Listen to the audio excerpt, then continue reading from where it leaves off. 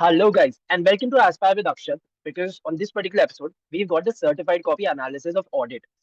हर किसी ने मुझे पूछा था कि ऑडिट का पेपर कैसा लिखना चाहिए, how did you score such great marks, I have just brought a video on that. तो ऑडिट हम लोग सब जानते हैं कि चल भले इंडस्ट्री हो या फाइनल हो, ऑडिट में एमसीक्यूज आते हैं. तो अगर आप देखोगे तो मुझे टोटल आया ऑडिट में 71. But in my MCQ portion I got 28 on 30. So 28 on 30 is a very good score in MCQs. तो मैं यही बोलना चाहूंगा कि ऑडिट के एमसीक्यूज बहुत स्कोरिंग होते हैं, इसलिए आईसीएआई की बुकलेट आप करके जाइए. उसमें से डिट्टो क्वेश्चन आने वाले, but you should still be doing as much as you can, and hence you should do the institute का एमसीक्यू बुकलेट. तो इधर अगर आप देखोगे तो 28 ऑन 30 आया. Then in my answer sheet, I got 38 on 70. So 28 plus 38 is 66. But मेरे आए कितने 71. तो 5 मार्क इंस्टीट्यूट ने ग्रेस मार्किंग दिए हमारे पर्टिकुलर अटेम्प्ट में. एंड यू कैन क्लियरली सी कि 28 ऑन 30 आता है एमसीक्यूज में, इधर 38 ऑन 70 है. तो आईसीआई एमसीक्यूज में आप अच्छे मार्क्स स्कोर कर सकते हो, क्योंकि सब्जेक्टिव में to score marks is comparatively difficult. So let's begin with the analysis. So the first question that I have done is question 3A. ठीक है, ये बहुत ही मुझे इजी क्वेश्चन लगा था. ये टैक्स ऑडिट पर था. अगर आप ये क्वेश्चन देखोगे तो इस क्वेश्चन में कुछ नहीं है. इस क्वेश्चन में लिखा है कि we have been appointed as tax auditor, and while carrying out tax audit we observe the following. ये and we have to guide CS in reporting under the relevant clauses. So the reason to attempt this first was because मैं tax audit strong था. And अगर आप देखोगे इसमें आपको reporting बतानी है कि कौन से आपको क्लॉज नंबर में आपको रिपोर्ट करना है. तो ये बहुत ही ईजी सा क्वेश्चन था. तो जो मेरा एक मंत्र था जो मैंने हर पेपर में फॉलो किया, वो दैट मैंने पहले जो भी दो क्वेश्चंस अपने थे ना, वो मैंने जो क्वेश्चंस में मैं सबसे ज्यादा कॉन्फिडेंट था, वही दो क्वेश्चन से मैंने पेपर की शुरुआत की है. जैसे आप देखोगे तो क्वेश्चन 3 में I was very confident and I secured 11 on 14. Then question 2 भी मेरा अच्छा था, तो आई सिक्योर्ड 8 ऑन 14. तो आप पहले दो क्वेश्चंस ऐसे सिलेक्ट करो जो आप बहुत कॉन्फिडेंट हो जिसके बारे में, ताकि उसके वजह से एक अच्छा इंप्रेशन सेट होगा पेपर सेटर के दिमाग में. ठीक है. सो basically in this we were asked to report under which clauses. So interest of 50,000 paid to vendor who is registered under MSME. So we have presentation देखो. Tax audit में you have to remember the clause numbers, and so you can see that आप मैंने clause number को एक box में डाला हुआ है और फॉर्म नंबर 3CD. फिर एक स्पेस छोड़ी है, मैंने एक लाइन छोड़ा है ताकि एक सेपरेटली जो क्लॉज का रेफरेंस है वो एंड जो क्लॉज का कंटेंट है उसमें आपको बाइफिकेशन रखना चाहिए ताकि अच्छे से दिखे कि कंटेंट आपका क्या है.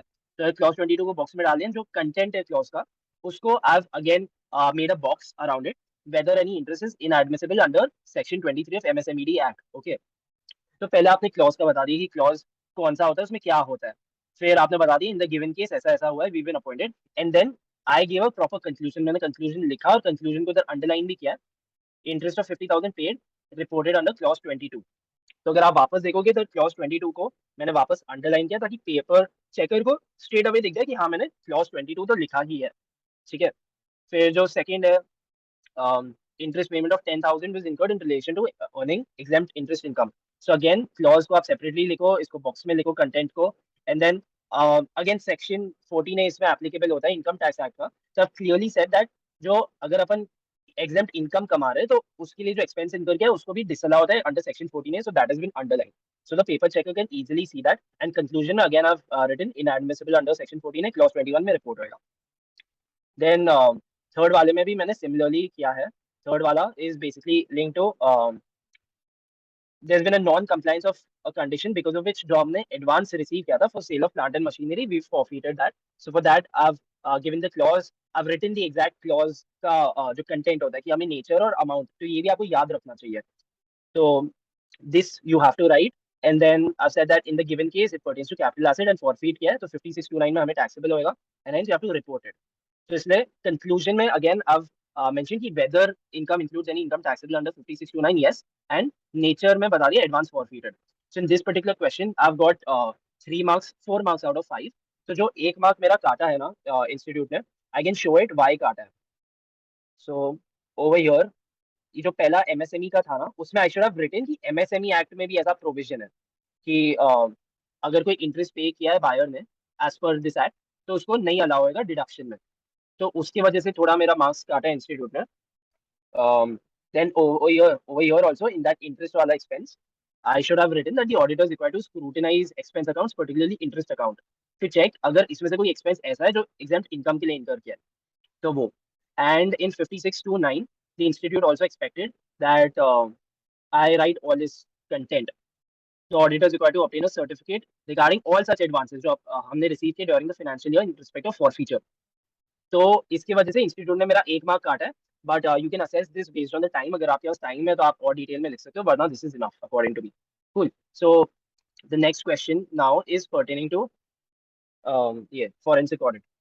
तो इसमें अगर आप देखोगे ना, इसमें you can read it. Mister Shyam was involved in creating false documents. Consequently, the management appointed you to get forensic audit. So, forensic audit is a keyword because of which you understand this belongs to that particular chapter. This question is of forensic audit. Okay, the use of sound techniques will enable to discover the defalcations on a timely basis. As a forensic auditor, how will you deal and suggest technology based digital forensic techniques? तो एक बात बताना चाहूंगा कि audit में many people what the content they write is very very different from the content that the institute was asking them to write in the first place. तो इसमें आपका कीवर्ड क्या आ गया, फॉरेंसिक ऑडिट आ गया, और आपका लास्ट लाइन ऑडिट के question में बहुत इंपॉर्टेंट होता है, because this is that requirement which you are supposed to write. So इधर देखोगे तो लिखा है कि how will you deal and suggest such digital forensic techniques. तो आपको ये लिखनी थी. आगे का ऊपर चाहे कुछ भी लिखा हो, कोई भी डिफाल्केशन कर रहा हो, हमें वो इतना रेलेवेंट नहीं होता है. Last line in an audit का क्वेश्चन इज वेरी इंपॉर्टेंट, तो उस पर आप ध्यान दो. ठीक है. So over here if you see, I have first मैंने एक्सप्लेन किया कि फॉरेंसिक क्या होता है, और उसे भी अंडरलाइन किया है. Anything fit for use in a court of law, and I describe what forensic auditing comprises of. ये मतलब हम लोग इंट्रोडक्शन में लिख तो सकते हैं, इंस्टीट्यूट ने इधर इसके कोई मार्क्स नहीं दिया, but I feel it's better to write because you never know institute के सजेस्टेड आंसर्स में क्या अपीयर हो जाए. तो over here I have just first describe की फॉरेंसिक ऑडिटिंग क्या चीज होती है. Then this is in the given case which I have written as it is from the particular question. आप देख सकते हो इन द गिवन केस जो हम लोग लिखते हैं, लाइक जिधर हम लोग क्वेश्चन के सेंटेंसेस लिखते हैं, उसका आईसीआई कोई मार्क्स नहीं देता है. तो इसमें आप इतना भी अपना टाइम मत वेस्ट करना, बस छोटे एक समरी में आप बता देना कि क्वेश्चन में क्या दिया हुआ है हमें. Also, another key aspect is that a particular para should not exceed 3 lines. अगर आप देखोगे तो 3 लाइन जैसी मेरी यूज हो गई थी, मैंने एक लाइन छोड़ी और फिर मैंने नया क्वेश्चन सॉल्व किया. ठीक है. तो इसलिए 3 लाइन से ज्यादा का एक पैरा मत रखना, लाइंस छोड़ना, तभी एग्जामिनर के लिए इजी होगा to check a particular answer. Also जो भी एक नया आंसर होगा आपका, क्वेश्चन 1A क्वेश्चन 3A हमने देखा था, अभी 3B देख रहे हैं, तो बी को आप नए पेज पे स्टार्ट करो. ठीक है, वैसे ही होएगा. और आप क्वेश्चन कोई भी ऑर्डर में कर सकते हो. मैंने क्वेश्चन 3 से स्टार्ट किया क्योंकि मैं उसमें ज्यादा कॉन्फिडेंट था. सो नाउ देन मैंने after describing what forensic means and what forensic audit is, I have then gone on to describe the various techniques of forensic digital forensic techniques. तो ये आप देख सकते हो, इसके मुझे इधर 2 मार्क मिले हैं. And then I've written that the forensic auditor can use the above tools, and then however before scrutinizing legal advice लो, वरना invasion of privacy हो जाएगा. तो आप क्लियरली देख सकते हो कि मैंने जो कीवर्ड्स है जैसे legal advice, invasion of privacy, उसको अंडरलाइन किया. तो उसे सामने एग्जामिनर की उस पर नजर चली जाएगी, एंड दे नो कि I know the provision and I am sure about it. And so it's very important to highlight keywords. Conclusion हर आंसर में आप लिखो in theory papers, because conclusion से क्या एक समरी मिल जाता है इन चेकर को कि स्टूडेंट क्या लिखना चाह रहा है. तो कंक्लूजन को भी ऐसे बॉक्स में आप बनाओ ताकि अच्छा प्रेजेंटेशन दिखे. So you can clearly see that of the tools and techniques that I've written, I've scored 2 points on that. And for the conclusion and writing this one particular line कि आप legal advice low, and नहीं तो invasion of privacy हो जाएगी. अगर आपने ये digital forensic technique लोगों का आपने ईमेल चेक कर लिया विदाउट द परमिशन, तो प्राइवेसी इन्वेड हो जाएगी. इसके 2 मार्क इंस्टीट्यूट ने दिए, तो 4 मार्क हो गए मेरे 5 में से. ठीक है. Then moving on to the next question. In this particular question, I've received 3 on 4 again. ये प्रोफेशनल एथिक्स का क्वेश्चन था. इसमें आप प्रेजेंटेशन देखो मेरा. ठीक है. तो इसमें if you see that basically इसमें क्या है कि सीए के चार्टर्ड अकाउंटेंट बन गया, and a listed entity has appointed Messrs. K and Associates as statutory auditor. CAA ने साइन तो कर दी बैलेंस शीट, बट कभी उसने खुद का पीयर रिव्यू नहीं करवाया. Comment with reference to chartered accountants act 1949 and schedules thereto. तो जब भी आपको दिखे ना chartered accountants act 1949 and schedules, सीधा समझ जाने का कि ये प्रोफेशनल एथिक्स का ही क्वेश्चन है. तो इसमें आई न्यू दैट ये प्रोफेशनल एथिक्स का क्वेश्चन है. तो इसमें आप प्रेजेंटेशन देखो मेरा. वापस मैंने क्लॉज नंबर जो होता है वो इंपॉर्टेंट होता है, और उसे हमेशा ब्रैकेट्स में डाला करो. जैसे clause 1, as per clause 1 of part 2 of second schedule to the chartered accountants act 1949. मैंने सी एक्ट 1949 नहीं लिखा है, मैंने चार्टर्ड अकाउंटेंट्स एक्ट 1949 लिखा है. फिर उसका पूरा कंटेंट हमने लिख दिया पूरा. Chartered accountant whether in practice और service will be deemed to be guilty of professional misconduct if contravenes provision of Chartered Accountants Act 1949 regulations made thereunder council guidelines. ठीक है. तो इधर जो आप मेन अपना कंटेंट जिधर लिख रहे हो ना, लॉ का क्लॉज का लैंग्वेज, उधर आप शॉर्ट फॉर्म्स मत यूज करो. And so you can clearly see that मैंने लिखा है statement of peer reviews deemed to be a guideline issued by council of ICAI. Right. And then आप also gone on to describe कि statement of peer review के हिसाब से level 1 entity को एक बार करवाना पड़ता है 3 साल में, लेवल 2 को 1 in 4 years। ये इंस्टीट्यूट के सजेस्टेड आंसर में नहीं है, but I feel it is better to write because you never know what appears in the ICAI study material. तो आप देखोगे तो for writing the clause I got 1 mark। Alright. And clause को मैंने पूरा बॉक्स में डाला है ताकि वो सेपरेटली दिखे एग्जामिनर को कि यार इसको आता है कंटेंट, और इसने अच्छे से लिखा है, ये अच्छा इंप्रेशन देगा। भले ही आपका एक वर्ड कहीं पे गायब भी हो जाए तो भी चलेगा, बट आप ऐसे बॉक्स में लिखोगे ना तो it will be very helpful for you also. Then I've said that they've never subjected themselves to peer review. Since they are a listed entity, it falls into a level 1 entity, and एक बार तो करवाना चाहिए था 3 साल में। ठीक है। And they should have approach the peer review board suo motu. अगर सामने वाले ने नहीं करवाया तो भी इन्हें तो जाना चाहिए था पीयर रिव्यू बोर्ड के पास, तो हेंस कॉन्ट्री गया, इसका एक और मार्क दिया। And 1 mark they've given me only for the conclusion. So conclusion is very important. So in conclusion, again, you can see I've highlighted guilty of professional misconduct, clause 1, part 2, second schedule। ठीक है। इसमें एक चीज है कि ये जो answer है ना, इसमें आईसीआई ने 2 सॉल्यूशंस दिए। अगर आप देखोगे तो या सो इसमें आईसीआई ने दो सोल्यूशन दिए। एक तो लिखा है जो हमने इधर पढ़ा, alternative solution clause 1 part 2 second schedule. And जो सेकंड सोल्यूशन दिया आईसीआई ने उसमें लिखा है clause 9 of part 1 of second schedule कि if he fails to invite any attention to material departure from generally accepted procedure. तो कहने का मतलब है कि एक आंसर के ना, एक क्वेश्चन के 2 आंसर्स भी हो सकते हैं, but if your particular answer make sense so ICAI will reward you with the marks. In my case it did make sense क्योंकि आपने रेगुलेशन ही वायलेट किया, तो क्लॉज 1 पार्ट 2 सेकंड शेड्यूल आ जाएगा। बट अगर आप ये भी लिखते हैं मटेरियल डिपार्चर वाला क्लॉज 9 पार्ट 1 सेकंड शेड्यूल, तो भी आपको मार्क्स मिल जाते हैं। Alright. Now coming to question 2A।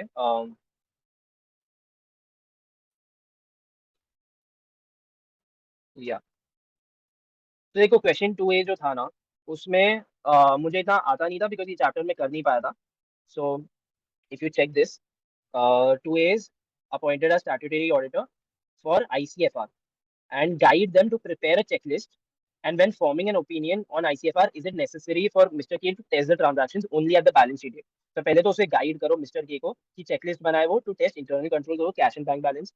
And second part of the question is it necessary for Mister K to test the transaction only at balance sheet date, और यह है 5 mark का।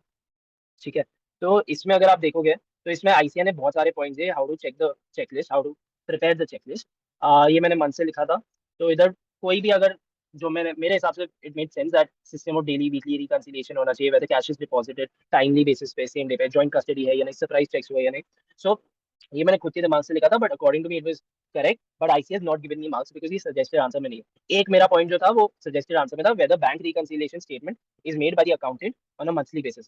कहने का मतलब ये है कि अगर आप कोई आंसर के बारे में अनश्योर हो ना, तो आप उसके 10 पॉइंट्स भी लिख दो ना, तो अच्छी बात है, क्योंकि उसमें से अगर 2 पॉइंट भी आईसीआई के सजेस्टेड आंसर में मिल गए ना तो आपको मार्क्स मिल जाएंगे। इधर आप देखोगे तो जो मेरा लास्ट पॉइंट जो मैंने लिखा है वो सजेस्टेड आंसर में, और उसके इंस्टीट्यूट ने मुझे 1 मार्क दे दिया। And second part of question जो था was देखो अगर अगेन आप अंडरलाइन की throughout the period as well as on the balance sheet date. Again the keywords operating effectiveness design को मैंने अंडरलाइन किया। And then I have lastly said कि आप you can choose more samples close to the balance sheet date, तो examiner को directly दिख जाता है। And you all can again सी कि मुझे पहला पार्ट क्वेश्चन का कि चेकलिस्ट कैसे बनाते हैं वो इतना अच्छे से नहीं आता था, बट सेकंड पार्ट मुझे आता था, it is more of common sense. तो मैंने वो अटेम्प्ट किया and I got 1 mark over there. So I secured 215 in this particular question. Alright. Then ये नेक्स्ट क्वेश्चन है कि ये जो कंपनी है, company has obtained working capital facilities. जैसी working capital facilities, working capital loan है ना, आपके दिमाग में कारो आ जाना चाहिए। ठीक है। Of 10 crore, which is above the 5 CR limit for CARO, by hypothecating the stock of goods, मतलब कारो ये। ठीक है। And stock statements are furnished periodically, however there is a mismatch, if you see there is a mismatch. ठीक है। So the management did not disclose the above variations, is the contention of management valid? Contention management का क्या है कि stock statement is only a formality and there are no variations as on the balance sheet date, hence चलेगा like Q4 के समय it's the same, so there is no issue। तो हमने अपने को पहले बताना है कि is the contention valid or not। ठीक है। Secondly, we have to say how we'll report this particular requirement as per the Companies Act 2013 and CARO।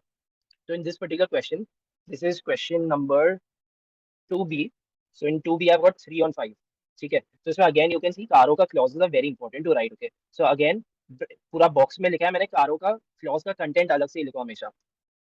Paragraph 3 sub clause 2, and company ने अगर ग्रेटर देन 5 CR का लिया है तो आपको report करना है। एंड इफ यस तो आप स्टॉक स्टेटमेंट्स बता दो कि whether they agree with the books of accounts, if not then details. And then I have just said in the given case, in the given case. तो इसका आप देखो मुझे 2 मार्क दिए।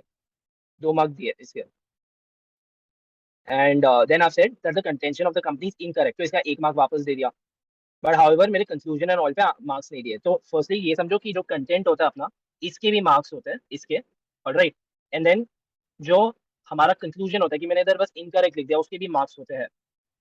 एंड देन कंक्लूजन में मैंने लिखा है कि company has to state para 3(2) में कि ये अवेल किया है वर्किंग कैपिटल लोन, और सेकंड की मटेरियल डिफरेंसेस हुए, बट आईसीए ने उसके मार्क्स नहीं दिए। इसका ये एक आंसर रीजन है कि अगर आप सजेस्टेड आंसर देखो, तो सजेस्टेड आंसर में ये भी एक पॉइंट है कि as per clause 7 of point Y of schedule 3, where the company has taken borrowings on the basis of security of current assets, तब भी हमें डिस्क्लोज करना होता है। तो बेसिकली ये पार्ट मैंने नहीं लिखा, ये पार्ट मुझे मालूम नहीं था, तो ये मैंने लिखा नहीं है। एंड सेकेंडली अगर आप इनका कंक्लूजन देखो, content of management is not valid, CA Roy should report the differences as per company act 2013 CARO 2020। तो ये ऐसे रिपोर्ट करना चाहिए था। तो इसलिए मुझे कंक्लूजन के मार्क्स नहीं दिए इधर। एंड आई सिक्योर्ड 3 on 5, तो 2 मार्क मेरे उस कारण से गए हैं। ठीक है, नाउ कमिंग टू ये जो नेक्स्ट क्वेश्चन है, this is basically on sale of goodwill, जो ना प्रोफेशनल एथिक्स में आता है कि the sole proprietor has passed away on 15 सितंबर 2020। उसकी वाइफ है, उसने 30 सितंबर 2021, एक साल के बाद उसकी प्रैक्टिस बेची फॉर 25 lakhs। ठीक है, and can the wife sell such practice to third person, can the third person use the name of the previous proprietor. तो इसमें देखो मैंने बहुत अच्छे से लिखा है, काउंसिल और आईसीआई अंडरलाइन कर दिया, एकदम पॉइंट्स फॉर्मेट में हमें लिखना है, एकदम points format, sole proprietorship underline, जो डेट है वो अंडरलाइन, विद इन 1 year होना चाहिए, सब आप underline, payment shall be a fixed amount, ये सारी आप कंडीशंस पहले लिख लो। इसका 1 मार्क मिला मुझे। ठीक है, देन इफ यू सी, तो मैंने इधर दिया है पूरे का, मैंने सारे कंडीशंस लिख दिए, फिर मैंने कंक्लूजन, इसके 2 पार्ट्स है आंसर के, कि पहले तो बेच सकते हैं, और सेकंडली कि can the third person CA Balwan continue to practice as proprietor in the name of Messrs Ravi and associates. So in this case if you see, I have written that since the sale did not take place within a year of 15/9/2020, Ruhi cannot sell practice, तो इसको underline कर दिया, इसका 1 और mark मिल गया। ठीक है, और फिर थर्डली मैंने जो लिखा है कि institute keeps name of proprietorship in abeyance only up to 1 year। इधर डेथ हुई थी 59/20 को, तो 59/21 तक एबियंस में रखा, सेल और 39/21 को, तो he can not use the name. इसमें जो मेरा 1 मार्क गया ना, वो पता है क्यों गया? दैट इज गॉन बिकॉज इधर I should have given a reference of clause 2 of part 1 to first schedule. अगर आप मेरा आंसर देखो, मैंने कंडीशन सब बहुत अच्छे से लिखी है, I've written the conditions and all की sole proprietorship कब होना चाहिए within 1 year and all, but I've not given that reference of clause 2 of part 1 of second schedule, so sorry first schedule। so in this case तो 1 mark इसलिए उधर काटा है institute ने। Alright, then coming to question 6।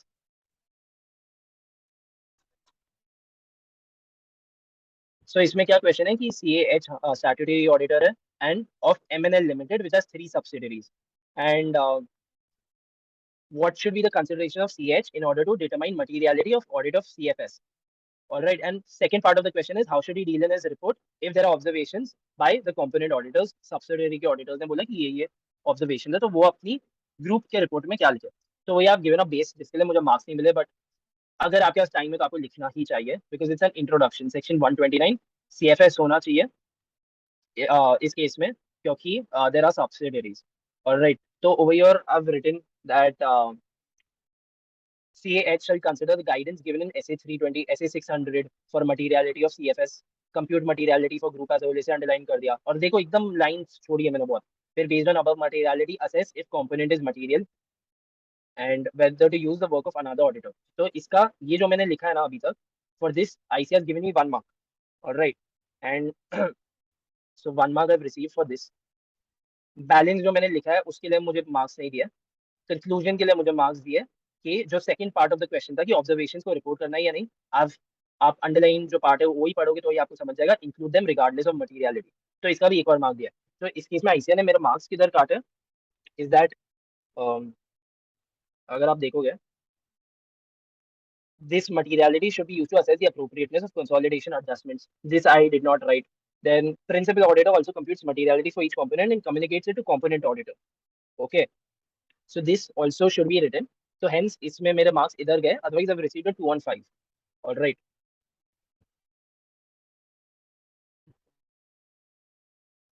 then next question, ये वापस एकदम ही new question था, हमारे अटेम्प्ट में न्यू क्वेश्चन बहुत पूछे थे। The other team lead of 10 members, and the team members wish to document each and every matter concerned. In your opinion, it is neither necessary nor practicable to do so. So further, you feel that it is unnecessary for auditor to document separately compliance with matters for which compliance is already demonstrated by documents जो अपन लोगों ने audit file में embed किए. Illustrate by giving references. Okay, by giving examples. तो इस case में मैंने ऐसे 230 की जो बेस होती है कि audit documentation, I always suggest कि आप जो ऐसे नंबर क्लॉज है वो ऊपर लिखो, उसका नाम लिखो, उसको अलग से हाईलाइट करो and then leave a line and then proceed with whatever you want to write. So we have first describe कि ऑडिट डॉक्यूमेंटेशन क्या होता है. ठीक है. एंड I've said कि ऑडिटर्स को उतना ही डॉक्यूमेंट करना चाहिए so that a third party auditor can evaluate whether audit is performed in accordance with essays or not. All right. So over here I've said that further we feel it is unnecessary to document so much. तो उसका भी आप देखोगे तो institute ने 1 mark उसका ही दिया, 1 mark उसका ही दिया. तो ऑडिट में it is very important to say that whether the contention of the management is correct or not, whether the contention of the auditor is correct or not. ये सब आप देखोगे ना तो इसके भी मार्क्स होते हैं. और देखो मैंने अलग से इधर लिखा analysis. As per essay 230, it is important for auditor to document matters so that a third party auditor can understand. ठीक है. एंड देन एग्जांपल्स अलग से ऐसे आप प्रेजेंटेशन देख सकते हो. मुझे मार्क्स इंस्टीट्यूट ने इधर नहीं दिए because as I said this was a very new question and institute has like a very different kind of content for this जो मैंने पहले देखा नहीं था. So I didn't know what to provide to the institute in this particular case. Cool. So even though I did not know what to write, मैंने बस लिखा कि impracticable है, उसका भी 1 मार्क दिया है इंस्टीट्यूट ने मुझे. Now, attempted this particular question, 4 marks का है, code of ethics पे. You can clearly see कि Mr. Sirish ने deliver की एक speech national conference में, and he told the audience that he is a cyber security expert और उसकी firm ये provide करती है services. फिर उसे request की audience को to approach his firm, and he also distributed his business cards at the request of the audience. Comment in light of code of ethics. So in this particular question, I've received 4 on 4. Okay. तो देखोगे तो एकदम मैंने जो पहले से बोल रहा हूँ क्लॉज 6 को मैंने ब्रैकेट में डाला, part 1 of first schedule C act 1949. And then over here I have written solicits client professional work through CAPI. ये मैंने कैपी मैंने एक वो बना लिया था mnemonic, circulars, advertisements, personal communication, interviews, any other means. और बस इधर मत खत्म करो अपना क्लॉज, पूरा का पूरा क्लॉज जो अपने टेक्स्ट बुक में ना पूरा लिखो, चाहे ये पार्ट रेलेवेंट नहीं हो इन द पर्टिकुलर क्वेश्चन फिर भी लिखो. However, nothing will be deemed to prohibit securing professional work from other CAs in practice responding to tenders or inquiries by users of professional services. तो आप देखोगे तो इसका 1 मार्क दिया है मुझे only for writing this particular clause. ठीक है. बट इस क्वेश्चन में क्लॉज 6 हम लोग देखते हैं, क्लॉज 6 और 7 बहुत बार इंटरलिंक्ड होता है, तो मुझे कोई भी रिस्क नहीं लेनी थी. आप देखोगे मैंने क्लॉज 7 वापस लिखा है, C in practice deemed to be guilty of professional misconduct if he advertises professional attainments and uses designation other than CA. However, he can use degree of institute established by law recognized in India. तो ये पूरा का पूरा clause लिखना है. Even though this particular part is not relevant in the question, मैंने फिर भी एक लिखा है because this is the part of the clause का लैंग्वेज. तो आप देखोगे तो इसका भी 1 मार्क मुझे मिला है. तो 1 मार्क मुझे क्लॉज 6 लिखने का मिल गया, 1 मार्क क्लॉज 7 लिखने का मिल गया मुझे. कुल. सो इन के this case if you see then मैंने लिखा इन द गिवन केस ये हुआ है, मिसेस सिरिश ने ये सब बताया. एंड देन मैंने कंक्लूजन लिख दिया कि act of distribution publicity leads to soliciting clients not permitted. Again मैंने कंक्लूजन में क्लॉज 6 7 को अंडरलाइन किया. और अगर आप देखोगे तो कंक्लूजन मैंने सेपरेटली ऐसे वापस लिखा है कि हाँ ये कंक्लूजन है, इधर मैंने अंडरलाइन किया. मेरे पास टाइम की कमी हो गई होगी इसलिए मैंने बॉक्स नहीं किया बट अंडरलाइन किया, वो भी आप कर सकते हो. सो दैट्स हाउ आप secure 4 on 4 in this. Always अगर आपको कोई भी चीज में डाउटफुल है ना कि ये आनी चाहिए नहीं सोल्यूशन में, जैसे क्लॉज 7 इधर आना चाहिए नहीं, उसको फिर भी डालो बिकॉज उससे आपकी नेगेटिव मार्किंग नहीं होगी बट आपको मार्क्स उससे मिल ही सकते हैं. So that is question 6. Now question 5A जो है,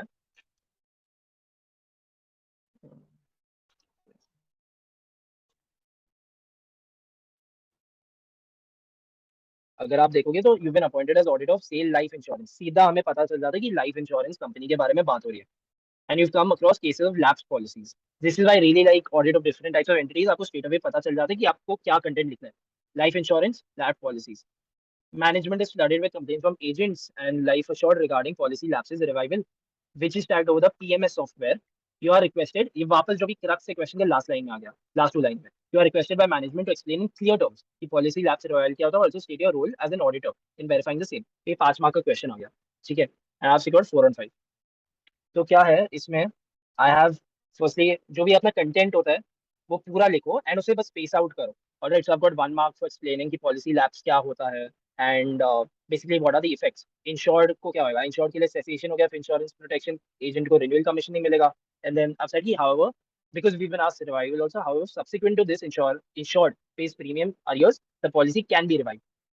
However, some insurers do not permit policy revival due to two reasons. तो इसका भी एक मार्क मिल गया मुझे. And then role of auditor जो था वो ने एग्जैक्ट जो इंस्टीट्यूट का कंटेंट था वैसा ही लिखा है.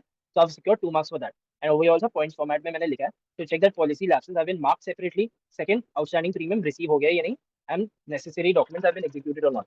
So I have received 4 marks of it for it.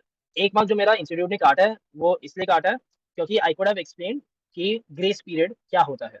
Grace period मतलब if payment is missed, the insurer allows 15 to 30 days from the premium due date for making the payment, and this is the grace period. Secondly, I could have also added a paragraph on PMS कि policy lapsation is tracked over PMS.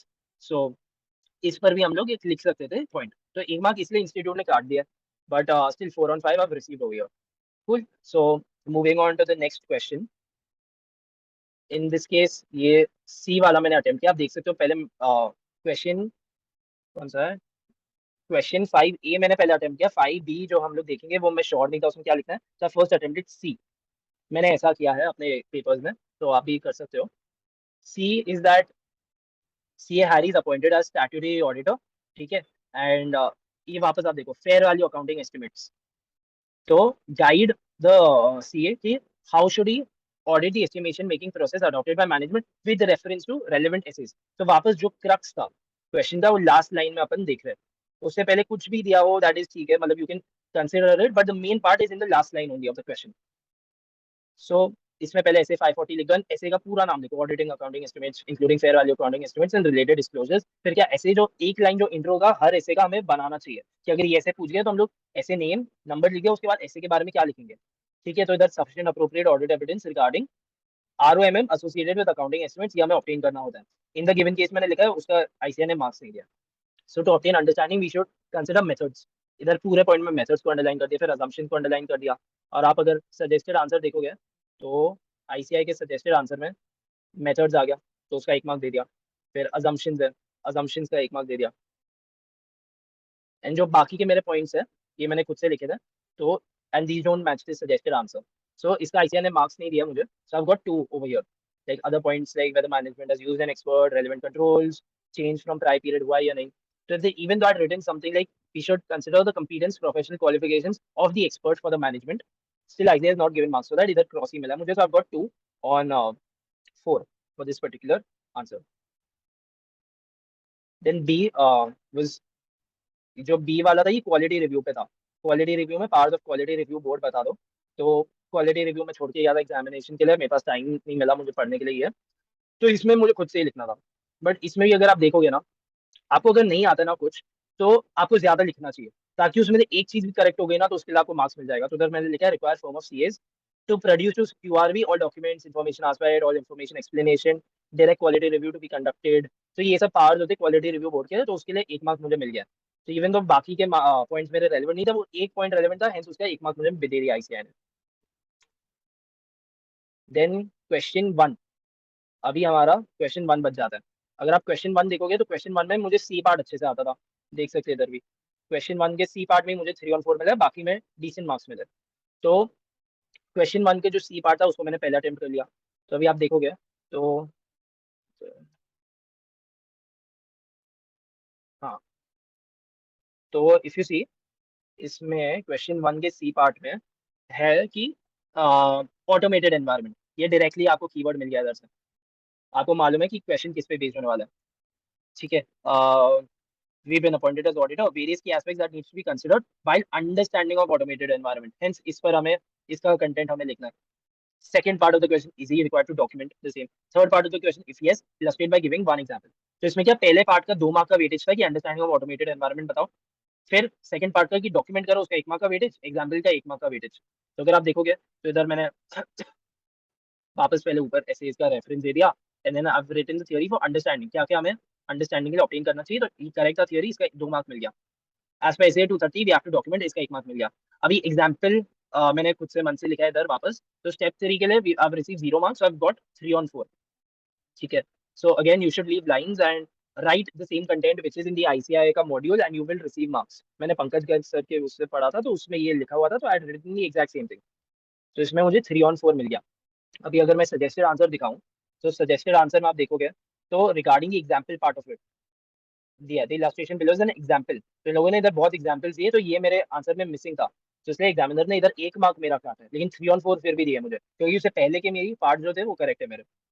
ठीक है, तो ये दिमाग में रखना, अगर एक पार्ट नहीं आता तो उसका 1-2 मार्क ही कटेगा, उससे ज्यादा नहीं कटेगा। Then the first question is that there are 3 partners in a firm, CAPQR. CAP जो है वो engagement partner है, and before issuing the audit report, CAP asks CAR to perform EQCR and is of the view that his responsibility will be reduced after review by CR. Whether contention of CAP is correct, what are the aspects that need to be considered by CR while performing EQCR? तो वापस ये वाला ऐसे में इतना अच्छे से कर नहीं पाया था SQC1, बट इंपॉर्टेंट है। तो आप वापस देखो, ऊपर रेफरेंस दे दिया SQC1, नाम बता दिया, एंड देन I've said कि both may be present in audit of listed entity. However, performance of EQCR by one partner does not mitigate responsibility of engagement partner. If you check the solution, इधर दिया है कि review does not reduce the responsibilities of engagement partner. So according to me, it is correct, but इसके marks तो नहीं दिए मुझे। फिर in the given case मैंने इधर लिखा है, and then I said that contention of CAP is incorrect as he continues to remain liable. तो इसका 1 मार्क सीधा इधर दे दिया। एंड जो सेकंड पार्ट था कि CR what should he consider before while acting as EQCR, इसका I've written that whether corroborative audit evidence has been obtained by engagement team or not. तो अगेन आप देखोगे तो इसका मुझे ये पॉइंट का 1 मार्क दे दिया। ठीक है, ICAI के आंसर में और भी बहुत सारे पॉइंट्स हैं, ऑफ कोर्स मेरे पास इतना टाइम नहीं था पेपर के समय, बट मैंने जो वो एक पॉइंट लिखा उसका 1 मार्क दे दिया। तो I've got 215 in this particular answer. Then coming to the last question, ये क्वेश्चन मैंने लास्ट में इसलिए अटेम्प्ट किया क्योंकि ये क्वेश्चन वापस बहुत न्यू था and I did not know it, but इस क्वेश्चन में 5 मार्क का था। मैंने जो भी कंटेंट लिखा, दिस इज ऑन SA 550, जो भी कंटेंट लिखा उसके मुझे मार्क्स नहीं दिए इधर। तो of course because I was writing as per my own knowledge and not as per the suggested answers, तो उसका मार्क्स नहीं दिया मुझे। बट आपको भी ऐसे क्वेश्चन बहुत फेस होंगे, मुझे भी फेस होते हैं, तो इनकेस अगर ऐसे क्वेश्चन आप एनकाउंटर करते हो जो आपको नहीं आते ना, तो उसे लास्ट में अटेम्प्ट करो। और जितना आपको जो भी आप दिमाग में सोच सकते हो, अगर आपके हिसाब से रेलेवेंट नहीं है तो भी आप लिखो, बिकॉज यू नेवर नो कि आईसीआई के सजेस्टेड आंसर में वो अपीयर हो जाए and you might just receive a marks for it. Alright, so yeah, cool. So this was the certified copy analysis. Hope this added value to you all, and see you all in the next one.